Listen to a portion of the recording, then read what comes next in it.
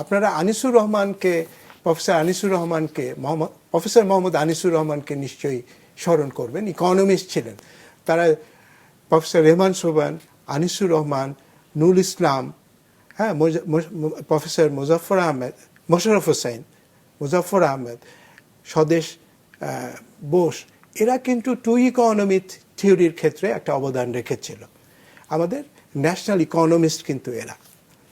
2024 একটু দেখতে হবে সেই জায়গায় আমাদের একটা নতুন বাস্তবতা আছে, যে বাস্তবতার কথাটা এতক্ষণ আমরা আলাপ করলাম না। দেশটা স্বাধীন হওয়ার কারণে আমরা একটা পাসপোর্ট পেয়েছিলাম। পাসপোর্ট হওয়ার কারণে আমরা কিন্তু এখন বিশ্বের সঙ্গে একটা দেশ হিসাবে সংযোগ করছি, এবং আমাদের পাসপোর্টের ফলে আমাদের উচ্চশিক্ষায় কিন্তু একটা সুযোগ তৈরি হয়েছে, মাইগ্রেশন হচ্ছে। পশ্চিমে আমাদের পরিবারের অনেকে এখন স্থায়ী অধিবাসিত। এই প্রক্রিয়াতে আমরা দেখলাম সেই অধিবাসিত হিউম্যান রিসোর্সটাকে ব্যবহার করা হচ্ছে।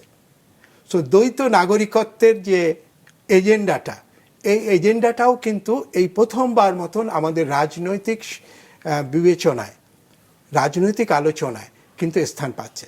এই যে খলিলুর রহমান নিয়ে মিডিয়া আপনারা যথেষ্ট আলাপ করেন, প্রফেসর আলী রিয়াজকে নিয়েও একই আলাপ হচ্ছে। সো আমাদের দ্বৈত নাগরিকত্বের জায়গাতে রাজনৈতিক সিদ্ধান্তের প্রশ্নটাও জড়িত।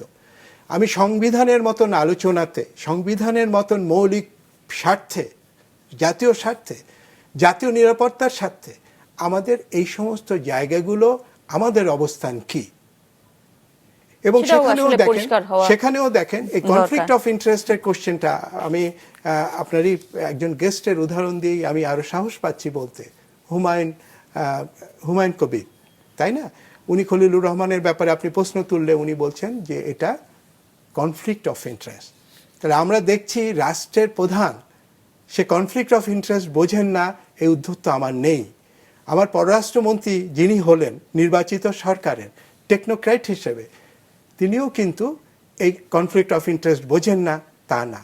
আমরা এরকম একটা নতুন বাস্তবতার মধ্যে যাচ্ছি।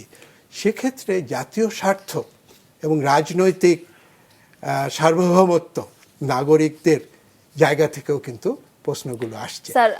এই পরিপ্রেক্ষিত সহই কিন্তু আমাদের ভাবতে হবে যে আমরা ক্ষমতা কাঠামোর মৌলিক পরিবর্তনে হাত না দিয়ে আমরা রাজনৈতিক এই সংস্কারের কথা বলে আদতে কতটুকু পৌঁছতে পারবো। আমি এক্ষেত্রে দুটোর মধ্যবর্তী অবস্থানের মানুষ।